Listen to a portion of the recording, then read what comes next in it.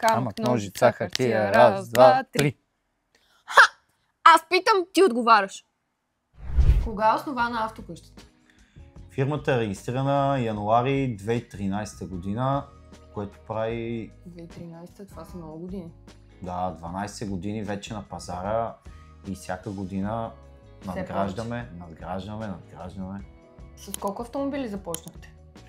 Значи, първият автомобил, който закупихме, беше един Volkswagen Touran Sin. Обаче това не беше първата продажба.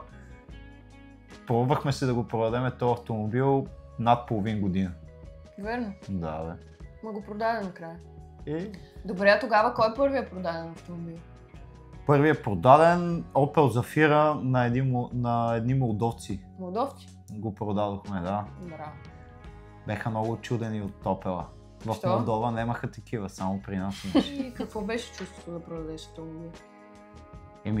Първите клиенти беха тия молдовците.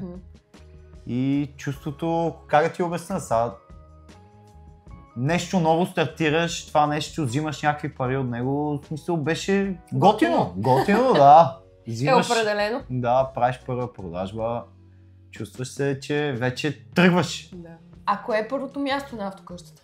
На метростанция Вардар имаше отстрани един паркинг платен, там бяхме взели към 10 на места, имахме 6-7 коли. И всичко сами си правихме. Подготвяхме, бършихме, чистене. Не е като сега. Тогава имаше снегове. Не е като сега, на закрито, приятно. Хладно, тогава си беше след всеки дъжд, мивки. Ние си миехме всичко. Добре, а защо точно Кентавър? Не знам, сега повечето хора си мислят, че това нещо е свързано с някаква символика или с нещо, че е мислено. Просто ти идва и Кентавър, това е като с имената. Примерно решава да те кръстят Ани, примерно, и те кръщават Ани. Е така, просто от никъде. Интересното също за това лого е, което го виждаш, че самия шрифт, който е ръчно направен, ръчно изработен и не е взет от интернет, разбираш ли? И също интересното и забавно е, че тук това, което го виждаш, горе трябваше да има глава. Обаче нека да изпадна и така тръгна без глава, разбираш ли? И после вече след години го добавихме, ама в началото беше без глава. Да. Какво беше най-голямото предизвикателство в началото? В началото на всеки един бизнес винаги е много трудно. Първата една година опитваш почвата, правиш грешки, трупаш опит.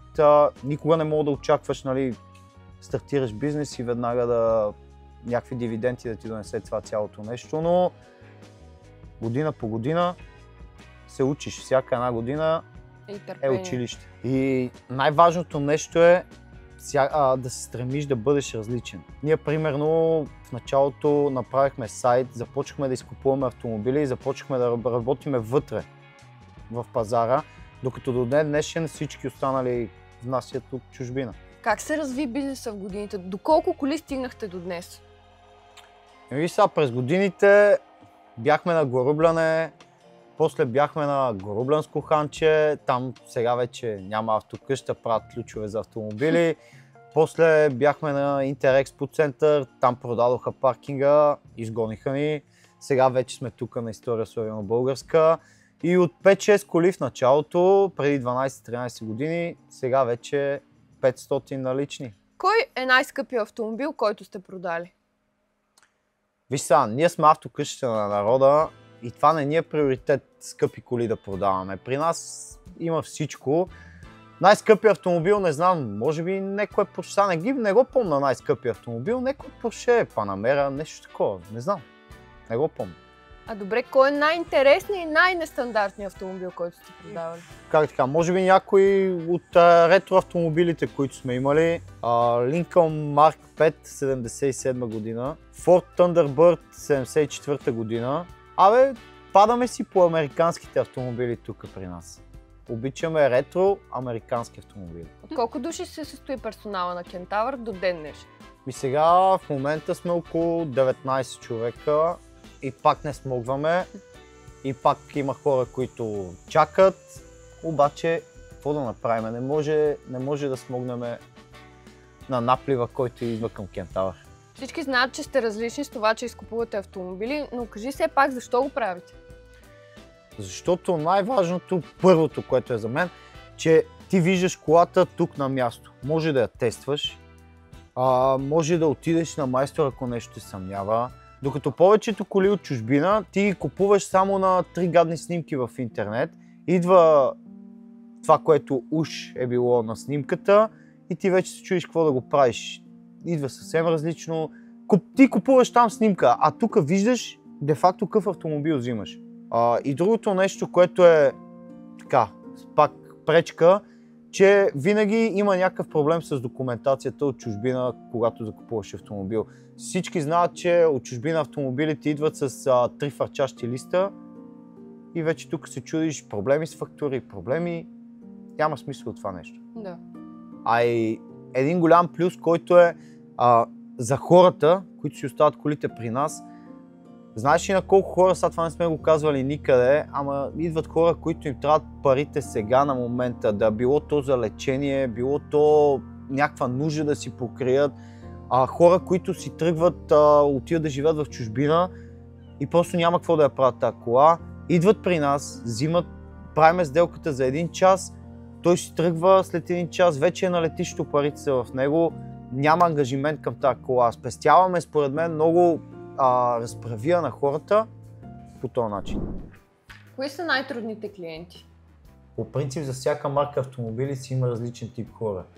Но най-трудните клиенти може би са тези, които взимат и си търсят Toyota и Mazda. Това са най-трудните клиенти. По принцип за Tesla са един вид клиенти, за BMW са съвсем друг вид клиенти. Audi и BMW се купува от емоция. Ако ти хареса това Audi, тебе не те интересува нищо друго, освен как да го вземеш. Докато Toyota и Mazda, хората, които си търсят такъв автомобил, те почват четат всички форуми, минават всички майстори, правят всички проверки и тогава вече евентуално ще я купи. Как избирате кои коли да взимате и кои не? Това по-скоро е вътрешна информация. Мога да ти кажа само, че с натрупания опит с годините, след много грешки, вече сме разбрали кои коли да взимаме и кои не. Да. Разкажи ни някоя интересна случка с клиент, така запомняща се. По принцип, толкова много години има има много случки, ама сега най-запомняща се тук в последните месеци, година бих казал, е нашия приятел Живко Живота, нали? Поздрави му пращам. Просто човека за 2 дена тук. Смях. Такива истории чухме, че не сте в ефир. Случвало ли ти се да продадеш любимата си кола, която най-много харесваш? И толкова много години, толкова много коли са минали през нас, че просто няма такава. Ние сме търговци и това ни е работата. Най-съм щастлив, когато от тук някой си купи кола и си тръгне с усмивка и след 5-6 месеца или 1 година го видя и той каже, нали, че е много доволен, че това му е любимата кола и че той никога не би си я продал. Кой е най-ценният урок, който си научил? Най-ценният урок е, че човек се учи цял живот. Ние се занимаваме с това нещо от 12 години и винаги изкачам нещо ново. Как виждаш автокъщата след 5 години? И след 5 години виждам да си партнираме с Илон Мъск и вече там да изливаме, нали, да асфалтираме по-точно за нашата автокъща горе на Луната. Ти ли си собственика на Кентавър? Не. А кой е собственик?